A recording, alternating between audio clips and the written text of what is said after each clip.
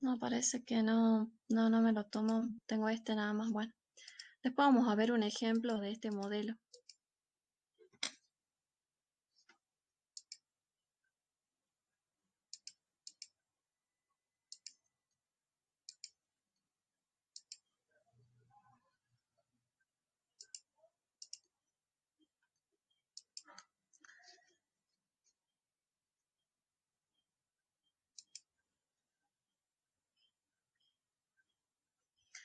Bueno, yo acá, digamos, después ya les busco un ejemplito. Acá en este tipo de modelos, como es un modelo de reposición instantánea, lo que yo tengo que hacer es determinar el valor de Q, ¿sí? Eh, el valor de Q, como dice acá en la fórmula, se lo obtiene de esta forma. O sea, yo tengo que tener el costo de pedido, la demanda anual, el costo de mantenimiento, digamos, para determinar el Q óptimo. ¿Eso qué significa? De que cuando yo me quedo, digamos, sin existencia, por ejemplo, acá en este momento, fíjense de que acá se produce el reaprovisionamiento instantáneo y yo reaprovisiono, digamos, mi sistema con Q, ¿sí? El valor de T, que es el tiempo T, digamos, que es el tiempo del ciclo, es el valor, digamos, que me da el tiempo en el que yo, digamos, se me termina, digamos, o termino de suministrar, digamos, la cantidad Q, digamos, a mi sistema, hasta que llego justamente a culminar, digamos, el ciclo T acá, y nuevamente tengo que volver a colocar el pedido Q acá, ¿sí? Después acá aparece, fíjense, este nombre que es lead time, justamente que es el periodo de entrega. Eso significa que es el tiempo en el que yo, digamos, tengo que hacer la llamada para poder hacer, digamos, el reaprovisionamiento de Q. O sea que este lead time, digamos, va a estar por acá, antes de que termine el ciclo T, digamos, ¿sí? Y en este punto, digamos, fíjense, voy a determinar lo que se llama el punto de reorden, que va a ser justamente el nivel de inventario en el que yo tengo que hacer el pedido. Por ejemplo, si yo todos los meses tengo que suministrar de 200 unidades y yo, por ejemplo, el punto de reorden me da 50, cuando yo llegue a 50, yo tengo que hacer una llamada a mi proveedor y decirle de que me mande nuevamente la cantidad Q. Entonces yo tengo, digamos, un margen de tiempo hasta que me vuelva a llegar la cantidad Q cuando yo termino mi ciclo T, digamos, que es cuando llego acá. Y en este momento, digamos, vuelvo a reaprovisionar con Q, ¿sí? Eso es lo que significa. Y bueno, después, digamos, tiene los números de pedidos al año, digamos, que también lo pueden calcular, es el número de pedidos, digamos, que yo tengo que hacer durante un periodo. Digamos, en este caso yo estoy considerando el número de pedidos anual, porque estoy considerando la demanda anual, digamos. Y bueno, se lo calcula como la demanda anual sobre el Q, digamos, óptimo que yo obtenga. Después el otro modelo es el modelo estático de un solo artículo con costo de agotamiento. Fíjense que en estos casos yo no tenía ningún tipo de agotamiento, digamos como que yo ya preveía, digamos, el reabastecimiento en cierto momento cuando terminaba mi ciclo, digamos, T. En cambio, en este caso, digamos, fíjense de que yo tengo un periodo, digamos, que es un periodo de agotamiento, ¿sí? Y también, digamos, voy a tener asociado a eso un costo también por no tener las cantidades, digamos, que a mí me están pidiendo, digamos. Ese agotamiento o escasez de la existencia se verifica cuando no quedan más unidades disponibles para satisfacer esa demanda. Entonces se incurre en ese costo, que es el que se denomina el costo de agotamiento. Y ese costo puede ser variable o fijo o una combinación de los dos, ¿sí? En algunos casos, digamos, se utiliza, por ejemplo, la combinación de este modelo, digamos, con otros modelos, por ejemplo, con tasa de producción o con otras combinaciones, digamos, que ya vamos a ver un poco más adelante, ¿sí? El hecho, digamos, de que uno no pueda satisfacer la demanda a tiempo puede llevar a una postergación de la entrega de la mercadería o, por ejemplo, que a mí me anulen directamente el pedido. Pero en este tipo de modelos se considera de que hay una postergación, digamos, que yo no lo estoy entregando a tiempo pero digamos, nadie me está anulando, digamos, el pedido. Ese tipo de consideraciones se tienen en cuenta en este modelo. Por eso es que yo acá les puse, fíjense, todas las hipótesis. Dice, se administra un único producto terminado y de demanda independiente, la demanda es conocida y constante, el plazo de entrega, lead time, es conocido y constante, las reposiciones instantáneas, el horizonte de planeamiento es a largo plazo, el agotamiento está permitido y se asume que el costo de agotamiento está dado solamente por el costo en el que se incurren por unidad de tiempo de déficit. ¿Sí? Fíjense de que acá yo, si les voy a explicar un poquito acá el diagramita, dice, siendo la demanda constante y el plazo de entrega fijo, una vez que uno alcanza el nivel 0, que es acá, la empresa no satisface los pedidos de forma inmediata, pero los acumula de manera que cuando recibe el producto no solo repone la cantidad insatisfecha, o sea, cuando yo llego acá, fíjense, no solo yo repongo, digamos, la cantidad insatisfecha, sino también que el nivel de stock inicial, digamos, o sea, que yo llego acá, justamente una parte que yo sí llego a satisfacer hasta que llego a este tiempo que culmina en T1, y fíjense que a partir de acá, digamos, yo tengo, digamos, escasez, ¿sí? Y después la reposición se produce, digamos, de forma inmediata, y fíjense que llego a reponer, digamos, tanto la cantidad, digamos, que me piden como lo que me faltaba, digamos, ¿sí? Por eso es que acá yo les definí los parámetros, digamos, que tienen que tener en cuenta en este modelo, que son, bueno, la demanda de producto, el costo unitario de adquisición, el costo unitario de almacenamiento, el C2, que es el costo unitario de agotamiento por unidad de tiempo, el K, que es el costo de una orden, el SP, que es el stock de protección, y el LT, que es el lead time. Acá fíjense que las variables son el Q, que es el tamaño del lote, el T es el intervalo de un ciclo, el T1 es el periodo de entrega de la mercadería y el T2 es el periodo de déficit de mercadería. ST, el costo total esperado referido al periodo estratégico. SE, la cantidad máxima de unidades agotadas. Fíjense si nos fijamos en esta partecita de acá. SR es el stock de reorden, que es el llamado punto de pedido, punto de reorden. Y S es el stock máximo, que es este. Pero en realidad fíjense que el Q sería el S más el SA, que es la escasez, digamos, que yo tengo después que culmina el tiempo T1. Bueno, yo acá les puse también las fórmulas de cada una de estas variables. Fíjense del lote óptimo de adquisición, que es el Q. Fíjense que se realiza en función de los dos costos, el costo C1 y el costo C2, que es el costo de almacenamiento y el costo de agotamiento, ¿sí? Y bueno, esta es la formulita, digamos, del lote de adquisición. Después, bueno, tiene la fórmula del stock máximo, del stock de reorden, de la cantidad máxima agotada por periodo, que es el SA, que aparece acá. Bueno, de T1, de T2, que eran los dos tiempos, digamos. Y bueno, del T grande, que es el tiempo de ciclo para este caso, que fíjense que sería la suma de T1 más T2. Y bueno, acá tienen, digamos, para determinar el N y el costo total esperado, que la formulita, fíjense que es esta, ¿sí?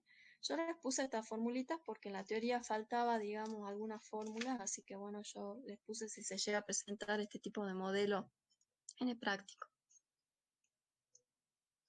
Bueno, acá tenemos un problemita para que quede un poco más claro. Dice, una empresa adquiere un tipo de válvula que se utiliza a razón de 200 por año. Se tienen entonces los siguientes datos. Fíjense que me dan de dato la demanda anual. El B es el precio de adquisición, que son 50 pesos por válvula. El K, que son 5 pesos por pedido. El C1, que es el costo, digamos, de mantenimiento, que es 0,10 pesos por válvula por año. El C2, que es el costo de escasez, que son 10 pesos por válvula por año. Y el lead time, que son los 4 meses. Y me piden que calcule el lote óptimo de compra, la cantidad máxima de válvulas a mantener en stock y el punto de reorden. y el periodo durante el cual se mantienen las válvulas en inventario y el periodo de déficit de las mismas. Entonces, bueno, para calcular el lote óptimo de compra, fíjense que yo tengo en cuenta esta fórmula de acá, que era la que les mostré hace rato, que tiene, fíjense que es medio parecida, digamos, a la que veíamos con el EOQ clásico, pero fíjense que se suma este factor, que es la raíz cuadrada de C1 más C2 sobre C2, ¿sí? Bueno, yo, digamos, introduzco acá los valores, digamos, de los datos que tengo acá, que ya les había mostrado, y me da que el Q óptimo, fíjense que son 142,13 válvulas por orden, acá me faltó válvulas, ¿sí? Y la cantidad máxima de válvulas a mantener en stock y el punto de reorden, eso es lo que me pedían acá.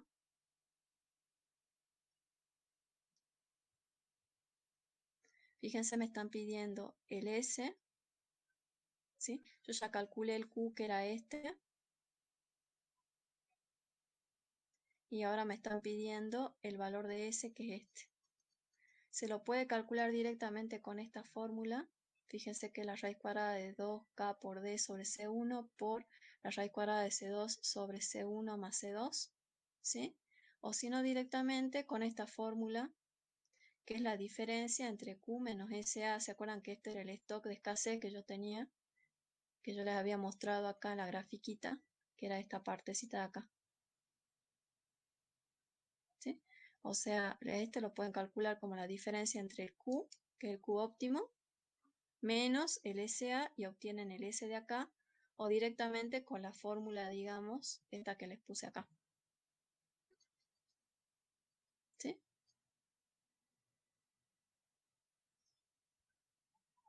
Bueno, yo lo calculé y fíjense, en ambos casos me sale lo mismo. Me sale 140 en los dos casos. Fíjense que el Q me da 142,13 y el S me da 140. O sea, este sería 142 y esto me daría 140. Si hago la diferencia entre los dos, me da justamente la cantidad que yo voy a tener en escasez.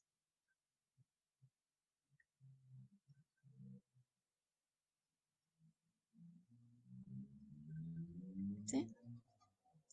Y bueno, el punto de reorden se calcula como el lead time por D menos el SDA, que yo ya lo había calculado previamente. Entonces, bueno, acá lo único que hago es el pasaje, porque el lead time me daban que eran 4 meses. O sea, yo cuando llego a los 4 meses, yo tengo que hacer el pedido, eso se refiere. Pero este 4 meses lo paso a una base anual para multiplicarlo con la demanda anual, digamos, de acá. Y le resto, digamos, el SDA y eso me da, digamos, el punto de reorden, que es 64,69. O sea que cuando yo llegue a esta cantidad es donde yo tengo que hacer el pedido, ¿sí? Y después me piden el periodo durante el cual se mantienen las válvulas en inventario, el periodo de déficit de las mismas. O sea que yo tengo que calcular acá el valor de T1 y el valor de T2.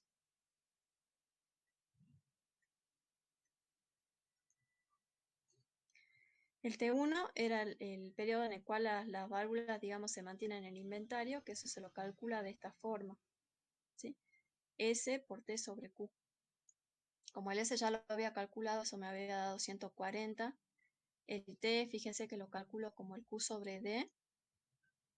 Eso me da 0,71 años.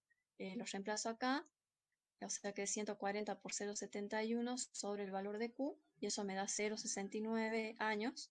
Bueno, que yo le hice la conversión a meses más o menos para ver, digamos, el periodo S, que era el periodo en el que yo mantenía las válvulas en el inventario. Y después para obtener el otro periodo, que es justamente el periodo de déficit o de escasez, aplicamos justamente esta fórmula que es Q menos S por T sobre Q. Y eso me daba 0,010 años y eso lo pasé, digamos, a días para que se vea mejor. O sea que ese sería, digamos, el periodo de escasez que yo voy a tener. ¿Está bien? No sé si tienen alguna duda.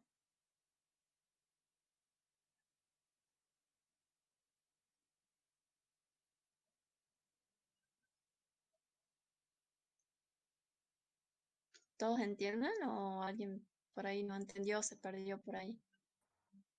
Hasta ahora sí, sí se entiende, creo. Bueno, ya sí entiendo. ¿Sí?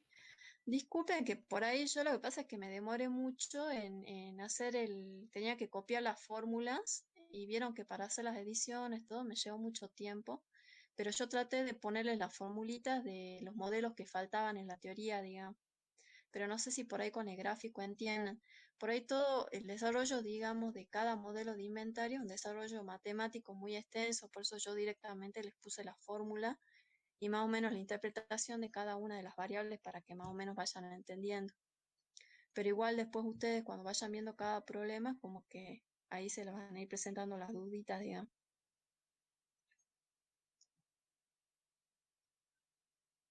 ¿Sí? Sí, profe, pero sí se Bueno, entiende hasta ahora, así que no se preocupe. bueno, sí, porque yo, encima que todo, es como que, no sé, parece que hoy no me funcionaba la máquina, se me cortaba la luz, todo un tema que le debe pasar a ustedes también cuando andan, quieren hacer todo rápido y por ahí no les salen las cosas. Bueno, acá, bueno, el otro modelo, fíjense que es el modelo estático de un solo artículo con costo de agotamiento infinito y con tasa de producción. Generalmente este modelo se aplica cuando yo, digamos, estoy trabajando en una fábrica, porque yo a medida, digamos, yo voy a tener diferentes tipos de procesos y voy a tener productos que son semi elaborados. Entonces yo a la vez que yo voy a producir, digamos, también va a existir, digamos, una demanda que me va a estar demandando los productos, digamos, que yo estoy elaborando. Entonces yo por una parte voy a tener una tasa de producción y una tasa de demanda. O sea, yo voy a ir produciendo, pero a la vez van a ir demandando, digamos, los clientes. Entonces, en ese caso, digamos, yo no voy a tener, digamos, una reposición instantánea. Esto es en los casos, digamos, este modelito es el caso en el que la reposición no es instantánea porque yo, por ejemplo, voy a tener productos en elaboración. Las hipótesis, fíjense, del modelo son estas. Se administra un único producto terminado, el producto es de demanda independiente o demanda conocida y constante, el plazo de entrega, lead time, es conocido y constante, la reposición no es instantánea, es decir, la tasa de reaprovisionamiento es finita, el abastecimiento de productos se efectúa durante un periodo de tiempo T1P, durante el cual el ingreso se hace una tasa P y el egreso una tasa D, eso es lo que yo les digo, que hay una tasa de producción, pero a la vez me están demandando. Eso, por ejemplo, se puede dar en los casos, por ejemplo, en el que yo estoy en una planta, yo estoy, digamos, en el sector de producción. Estoy produciendo mis productos, pero me están demandando en otra área, que en almacén, por ejemplo, y me dicen, bueno, yo tengo que abastecer con tanta cantidad para abastecer después a mis otros clientes, que son los clientes finales, digamos. ¿Sí?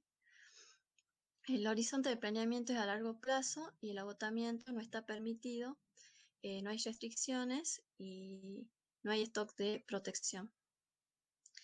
En los libros van a encontrar a veces alguna variabilidad de este modelo. Por ejemplo, en algunos libros aparece la tasa de producción, digamos, pero también aparece, por ejemplo, un stock de protección, porque en estos casos, digamos, va a depender mucho cuál es la tasa de producción y cuál es la tasa de demanda, y eso va a ser, digamos, de que mi sistema de inventario sea eficiente o no, porque si digamos, mi tasa de producción no es muy buena y mi tasa de demanda es más grande que mi tasa de producción, digamos, se va a producir un déficit. Entonces, en algunos casos, por ejemplo, se considera un stock de protección para que yo no me quede, digamos, sin asistencias y no tenga, digamos, un costo de agotamiento asociado a eso, ¿sí? Bueno, yo acá les puse un poco el grafiquito ese. Fíjense de que acá hay un periodo donde yo estoy produciendo y me están demandando. Bueno, disculpen ahí que me salió medio, quise escanearlo, pero me salió medio chuequito ahí. Y después fíjense que llego una cantidad S máxima, digamos, donde ya no estoy, digamos, produciendo, me están demandando hasta llegar a este periodo de tiempo. ¿Sí? Por eso yo acá les puse algunos parámetros, digamos, para que tengan en cuenta. Dice D va a ser la demanda del producto referido a un periodo estratégico. Y con la letra D chica vamos a denotar a la tasa de demanda en una unidad de tiempo más corto. Y P es la reposición referida a un periodo estratégico de referencia para la planificación. Acá el P se refiere a la tasa de producción, ¿sí? O acá, bueno, le llaman en el libro tasa de reposición. Después el B es el costo unitario de adquisición, el C1 es el costo unitario de almacenamiento, el K el costo de una orden y el LT es el lead time. ¿Sí?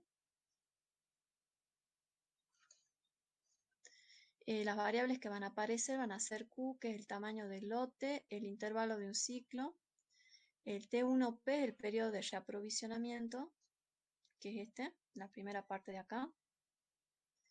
El T1D es el periodo durante el cual no hay ingreso al depósito. El CT es el costo total esperado referido al periodo estratégico de tiempo. S es el stock máximo y SR es el stock de reorden. Y bueno, acá fíjense que aparece lo que es el lote óptimo, cómo se calcula. Fíjense que se calcula en función de lo que yo les decía de las dos tasas. Tengo una tasa de demanda, pero una tasa de producción. Fíjense que la fórmula es medio parecida al EOQ, pero la modificación justamente se produce acá, en el divisor, porque el costo de mantenimiento está multiplicado por 1 menos D chiquita sobre P. ¿Tá? El intervalo de ciclo T se calcula de esta forma, como la raíz cuadrada de 2K sobre D por C1 por 1 menos D sobre P. Y bueno, acá tienen el cálculo del periodo de ingreso, que es el T1P, que es la primera parte, digamos, acá, que es la raíz cuadrada de 2K por D sobre C1 por P cuadrado menos D por P. Y bueno, acá la fórmula del N, que es D sobre Q, y bueno, acá es la raíz cuadrada de todo esto. Y bueno, acá yo les dejé para que ustedes completen a ver cómo se haría para determinar lo que sería el punto de reorden, en este caso. ¿Sí? Bueno, acá fíjense que les puse un problemita para que lo veamos ahora y veamos, digamos, cómo influyen las dos tasas para determinar justamente el valor de Q, el valor de T1D, ¿sí? El punto, no, creo que en este no pide el punto de reorden, pero en el problema de práctico ahí les pide directamente. Dice, un fabricante ensambla bicicletas empleando partes compradas a proveedores. Un técnico tarda 8 horas en preparar la línea de montaje. Las partes se recogen en las instalaciones de los subcontratistas el día anterior a que comienza la tanda de producción. Para ello se contrata un servicio de flete que provee un camión con chofer y ayudante cuyo costo es de 30 pesos por hora. El trabajo de recolección lleva 2 horas de flete. El armado de las bicicletas lo hacen 4 operarios a razón de 12 bicicletas por día. La demanda anual es de 800 unidades y el valor de las partes componentes de una bicicleta completa es de 108 pesos. El horario del técnico es de 12 pesos, mientras que el de cada operario que trabaja en la línea es de 10 pesos por hora. Bueno, los dejé con los costos de antes porque no quise modificarle la cantidad, así que si quieren consideren ahí unidades monetarias nomás. Dice el costo de oportunidad sobre el capital invertido es del 18% anual, pudiendo suponerse nulo el costo de operativo de mantenimiento en stock. O sea, este costo de oportunidad que aparece acá, con esta tasa anual, va a influir sobre lo que es el cálculo del costo de mantenimiento, que se calcula como la tasa por el costo de adquisición. ¿Sí? Y la fábrica dice que trabaja 250 días por año en turnos de 8 horas diarias. Y me piden que calcule la política óptima de reposición de las bicicletas y el costo total anual. El número de corridas de montaje que se debe realizar anualmente, el periodo de montaje de cada producción. O sea que ahí le están pidiendo el Q acá, el número de corridas de montaje que se deben realizar anualmente, el N, y el periodo de montaje de cada producción se refiere al T1D, que era el primer periodo donde ustedes estaban produciendo y demandando, ¿sí? Bueno, yo este problema en realidad se los puse porque para que ustedes vayan identificando cada uno de los, digamos, de los parámetros. Por ejemplo, qué implica Q, qué implica B, o sea, para que lo identifiquen dentro de lo que es la consigna, digamos, de problema. Acá fíjense que acá se calcula como las 8 horas hombre por orden por los 12 pesos por hora hombre más las 2 horas por orden por los 30 pesos por hora que figuraban acá, digamos. ¿Se acuerdan que acá les daban los datos de los turnos que eran 8 horas diarias? Y después también les daban de dato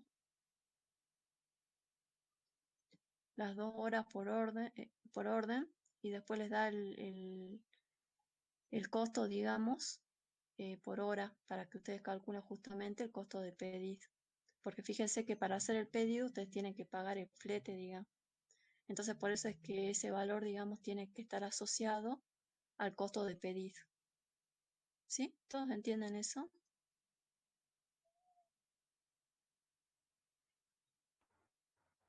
Sí, ¿Sí? Más o menos. si nos dieran el salario si nos dan el salario de la, digamos, de la parte administrativa, también iría ahí. Sí, tendría que considerar como, depende si está involucrado en lo que es la parte de los pedidos que se hacen, depende cómo diga, digamos, Claro, ¿sí? Depende cómo figure. perfecto, gracias.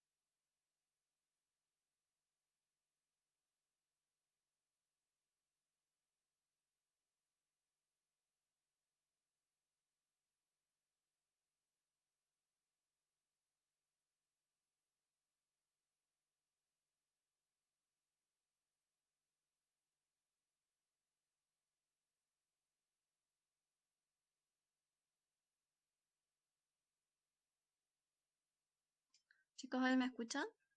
No sé si se cortó. Sí, profe, ahí se le escucha. Bueno.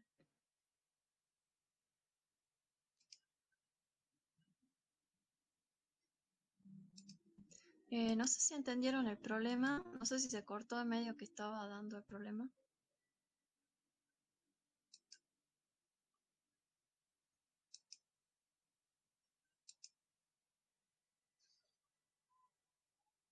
¿Entienden o...? Sí, profe, se ¿Sí? entiende el problema. Bueno. Bueno, los otros modelos que tienen, hay un modelo que es el modelo de descuentos por cantidad, que es bueno, acá yo no lo coloqué porque la profe se los explico en la teoría, es cuando yo tengo un artículo y me dan una tabla, digamos, donde me ofrecen descuentos, digamos, para la cantidad, digamos, de pedidos que yo haga. Entonces, en esos casos, lo que se hace es, se tiene que seguir un procedimiento, es calcular el Q óptimo y fijarse, digamos, en qué zona, digamos, cae ese Q óptimo y de acuerdo a eso yo hago el pedido, digamos, ¿sí? Que la profe yo vi de que les explicó la curvita y para que ustedes hagan, digamos, el cálculo. Yo no lo puse porque ya directamente ya se los había dado. Y bueno, yo acá puse el otro modelo, que es el modelo estático de múltiples artículos con limitaciones. Fíjense, las limitaciones que se pueden presentar son de espacio, que son del tipo físico, de cantidad de órdenes emitidas o de capital inmovilizado. Y generalmente estos tipos de problemas se resuelven con los multiplicadores de Lagrange, porque fíjense de que acá tienen que obtener, digamos, un valor de lambda, ¿sí? Tienen diferentes tipos de ítems, por ejemplo, y por ejemplo, cada uno se disputa, digamos, por ocupar, si es una limitación, por ejemplo, de almacenamiento, un volumen o una superficie. Entonces, en esos casos, por ejemplo, ustedes tienen que determinar el Q óptimo para cada ítem de artículo para que cumpla las condiciones, por ejemplo, puede ser de volumen o puede ser de área. Y en esos casos, lo que tienen que hacer ustedes es plantear el lagrangiano, que justamente es esta función de acá, ¿sí? Acá la profe les puso en forma muy general.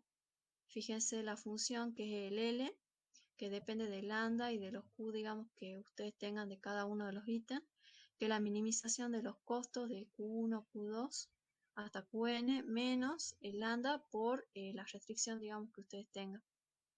Se hacen las derivaciones y después, bueno, se llega a la conclusión de que obtienen el Q óptimo, que se lo obtiene de esta forma, digamos, con esta fórmula, que es 2K por D sobre el H menos 2 lambda por A, a la raíz cuadrada.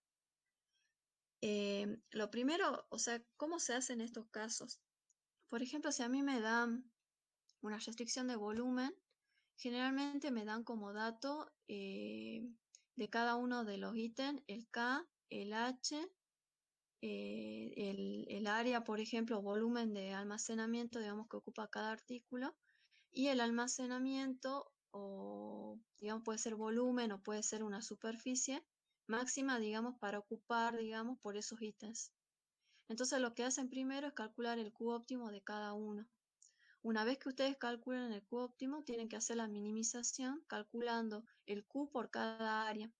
Y si después eso es menor o igual, digamos, que la restricción, digamos, referida al volumen o área que ustedes tengan, entonces, digamos, ese es el Q óptimo que ustedes tienen que obtener. Si no cumple con eso, lo que tienen que hacer es calcular otro Q óptimo que es con este, pero teniendo en cuenta el valor de lambda, ¿sí? Eso se hace, digamos, en Excel con la función objetivo. No sé si ustedes, la profe Barbarita en operaciones y procesos les enseña eso, de trabajar con solver o con la función objetivo. Lo que hacen es justamente aplicar esta condición de que, digamos, los Q obtenidos por el área de cada uno, volumen de cada uno, tiene que ser menor o igual que, digamos, el área o el volumen, digamos, en total que ustedes tienen. Y bueno, de ahí determinan qué valor de lambda satisface eso y bueno, con eso resuelven el problema. Bueno, yo en este caso ya no tuve tiempo para mostrarles un problema, pero yo les puedo subir un video, digamos, para que un video explicándoles, digamos, cómo se hace para hacer el cálculo de lambda con el solver, digamos. No sé si ustedes vieron algo de esto con la profe.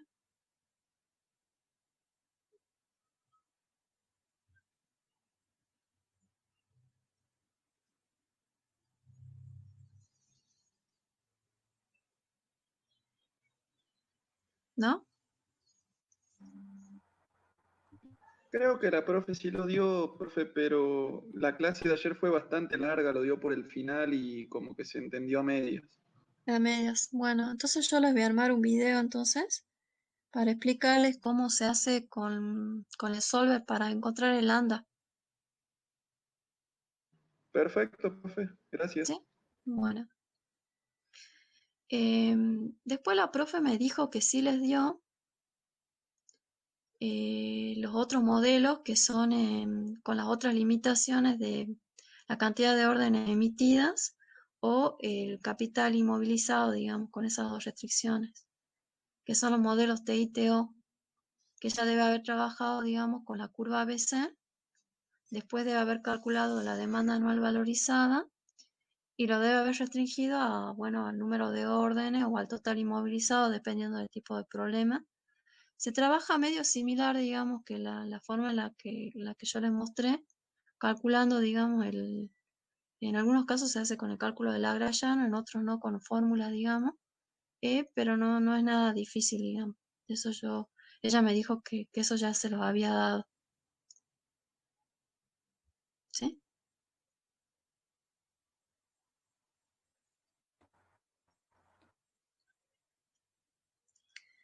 Y bueno, después los otros modelos que quedan son los modelos de inventarios probabilísticos. Fíjense que a diferencia de los modelos de inventarios determinísticos, los modelos de inventario probabilístico se caracterizan porque la demanda es incierta, o sea que tienen una función de distribución que puede ser discreta o continua, digamos, que se refiere, digamos, a la variable aleatoria que puede ser la demanda. Y tienen estos tres tipos de modelos, que son los modelos de inventarios de periodo único, los modelos de periodo de tiempo fijo y los modelos de cantidad fija de pedido. ¿Sí? Yo solamente tomé uno de los modelos porque vi que los otros dos la profesora se los había desarrollado, digamos, así que tomé el modelo de inventario de periodo único. Los modelos de inventarios de periodo únicos, no sé si se acuerdan que es el problema del vendedor de diarios, que en ese caso, digamos, el decisor tiene que decidir cuántas unidades pedir, digamos, de Q, y me dan, digamos, una tabla, que es la tabla de distribución, digamos, de la demanda. Generalmente los problemas le dan la tabla de la distribución, digamos, o por ahí les piden, digamos, que ustedes generen y les dan la media y el desvío, digamos, para que ustedes puedan generar la tablita, digamos. Y en estos casos lo que tienen que hacer justamente es determinar a ver qué cantidades, digamos, ustedes tienen que solicitar o cuál es el tamaño del lote óptimo, digamos, siguiendo la función de distribución. Bueno, yo acá les puse qué es lo que se cumple acá en el problema del diarero. Fíjense que f de q asterisco sea mayor o igual que c sub u sobre c sub o más c sub u, donde c sub o es el costo unitario de comprar demasiado, que es el costo de sobrealmacenamiento, y c sub o es el costo unitario de tener faltante, que es cuando ustedes tienen su almacenamiento. Para que quede más claro, acá les puse un problemita. Dice: una empresa fabrica galletas especiales para un mercado muy particular. El fabricante desea determinar la cantidad de galletas que debe producir cada día. Con base en la historia pasada, se estima que las galletas tienen la distribución de demanda que se muestra en la tabla esta, que es esta. Generalmente les dan este dato de acá, que es la demanda y la probabilidad de la demanda, y ustedes lo que tienen que hacer es ir calculando lo que sería la probabilidad de la demanda acumulada.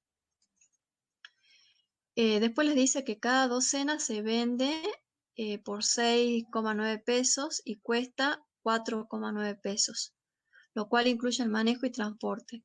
Las galletas que no se venden al final del día se rebajan a 2,9 pesos, ya que se revenden como productos no frescos. ¿Sí? Y acá les preguntan cuál es el número óptimo de galletas que deben fabricarse, fundamente la respuesta y resuelve el problema utilizando el análisis marginal. Bueno, acá lo primero que tienen que hacer es determinar cuál es el costo de subabastecimiento y cuál es el costo de sobreabastecimiento, ¿sí? El costo de subabastecimiento significa el costo de escasez, digamos, la penalidad que ustedes tienen por no contar con la cantidad, digamos, de docenas de galletas que les pueden llegar a pedir los clientes. Entonces, fíjense que si ustedes se llegan a quedar sin stock, fíjense de que dice que la docena se vende a 6,9 pesos y cuesta 4,9 pesos, o sea que el costo de su almacenamiento, digamos, o sea, de costos de escasez, sería 6,9 menos 4,9 y eso me daría 2 pesos, ¿sí? Si, por ejemplo, al final del día me quedarían galletitas, entonces yo tendría un costo de sobreabastecimiento. Si yo, por ejemplo, me quedan galletas al final del día, dice que se rebajan a 2,9 pesos, ¿sí? Entonces eso sería, digamos, yo tendría que calcular, digamos, justamente el costo que a mí me produce el hecho de no poder vender, digamos, la cantidad de galletas porque tengo que hacer un descuento sobre lo que es, digamos, el valor. Entonces acá tengo que hacer, fíjense que a mí me costó 4,9 pesos y después yo los tengo que vender a 2,9 pesos, hago la diferencia entre los dos que sería 4,9 menos 2,9 y eso me da 2 pesos. Y bueno, acá calculo la función la función de distribución que tiene que ser mayor o igual que C sub U sobre C sub O más C sub U. Y fíjense que esto me daría 2 sobre 2 más 2 y esto me da 0,5. Para determinar cuál es el Q óptimo, lo que tengo que hacer es determinar las probabilidades acumuladas, fíjense a partir de la probabilidad de demanda que me dan acá, y me fijo, digamos, como este me daba 0,5, yo tengo que tomar un valor por encima de 0,5 y eso me da 0,65. Entonces el Q ordenar sería 2400. ¿Sí? Y bueno, ese sería el modelito este. Y después, bueno, ahí les queda pendiente lo que sería el modelo de cantidad fija de pedido con un nivel de servicio específico y el modelo de periodo de tiempo fijo que la profe yo vi que les dio un ejemplo en cada caso, digamos, que son bastante sencillos porque tienen que trabajar, digamos, con la distribución normal, en control Z. En este caso, en el primer caso les dan de datos el nivel de servicio y bueno, ustedes tienen que determinar el Q óptimo. Y bueno, acá también en los modelos de periodo de tiempo fijo también, digamos, no es nada complicado, digamos, para hacer los cálculos. ¿Sí? Y eso más o menos serían los modelitos, digamos, que yo quería que vean ahora, que un poco yo vi que faltaban, digamos. El único que me queda pendiente es el de las restricciones, digamos, por limitación de volumen o de área, que eso se lo puedo hacer con un video para que lo tengan ahí para estudiar.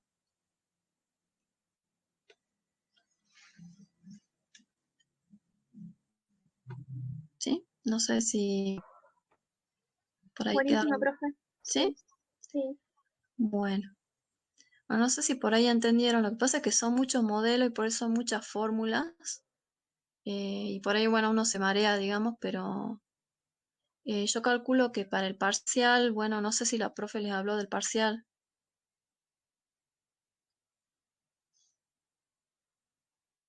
No les dijo Algo nada. nos explicó, profe, sobre las fechas que estaban en la plataforma. Sí, bueno, yo les quería contar un poco. El parcial se va a tomar, si bien hasta ahora no quedó nadie libre, digamos, la gente, digamos, que sigue la materia de forma virtual, digamos, va a poder rendir el parcial. Si llegamos a volver en agosto, lo rendiría, bueno, en forma presencial y bueno, ya veríamos cómo haríamos. Yo creo que no habría problemas porque tendríamos las 2 salas de cómputos y rendirían, bueno, un solo parcial con todos los temas, que sería como un parcial, digamos, global de todo. Y si llegado el caso no llegamos a volver, lo mismo se toma el parcial, pero de forma virtual.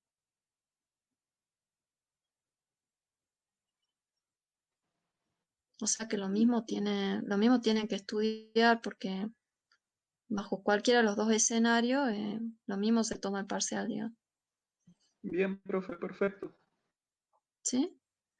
Bueno, entonces yo los dejo si quieren para que sigan estudiando ahora para la cita que van a tener ahora a las 6, digamos. Pero bueno, no sé si alguno tiene alguna duda o algo. Después ustedes prefieren verlo a los modelos. Después, en todo caso, ustedes me dicen si lo pudieron ver bien, digamos, o les faltó algo que no entienden, me avisan. Ok, profe. Bueno, Bueno, profe, ¿Sí? gracias. Bueno. Entonces, acuérdense, a las 6 habilito la evaluación para que rindan. Van a tener hasta las 7:30. La evaluación va a ser con multiple choice, o sea, con preguntas múltiples, con respuestas múltiples.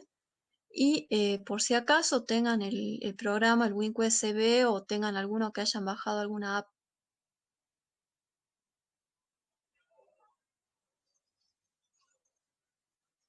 ¿Sí? bueno, profe. Bueno, profe. Bueno, así que por ahí algunas preguntitas son para que piensen un poco, así que no se asusten, pero bueno, tengan a mano esas cosas. Profe, una Bueno, consulta. pues gracias. Ujú. Ahora en la evaluación por tema de ahora, el tema PERPS y el otro, más que nada de teoría o entrará. Y puede entrar alguito de práctica.